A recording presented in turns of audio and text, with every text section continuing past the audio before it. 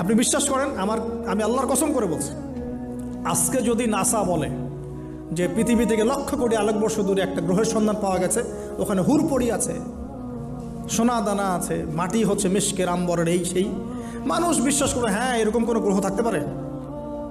বিশ্বাস করবে কি না? অনেস্টলি বলেন। আল্লাহ পাক কোরআনে 1400 বছর আগে বলেছেন, তার আগের ধর্মগ্রন্থেও বলেছেন জান্নাত আল্লাহ সৃষ্টি করেছেন। মানুষ বিশ্বাস করে না। নাস্তিকরা বলে, টিটকারি মারে নাস্তিকরা, এক মৌলবাদীরা, মোল্লারা কি বলে, এই যুগে এগুলো বিশ্বাস করে মানুষ? নাউজুবিল্লাহ। নাসা যদি বলে বহু দূরে একটা গ্রহ আছে বিশাল বড়, ওখানে একটা পাথর ফেললে নিচে যেতে 70,000 বছর সময় লাগবে, মানুষ বলে হ্যাঁ এমন কোনো গ্রহ থাকতে পারে? নাম দিয়ে দিবে একটা XYZ dot dot dot dot, দিল একটা কিছু, এরকম নাম হয় না, KLR কি নাম দিয়ে দিল একটা। তো আল্লাহ পাক জাহান্নামের কথা বলছেন, মানুষ বিশ্বাস করে না। তো প্রিয় ভাইয়েরা, এই জায়গায় সায়েন্স ব্যাখ্যা করতে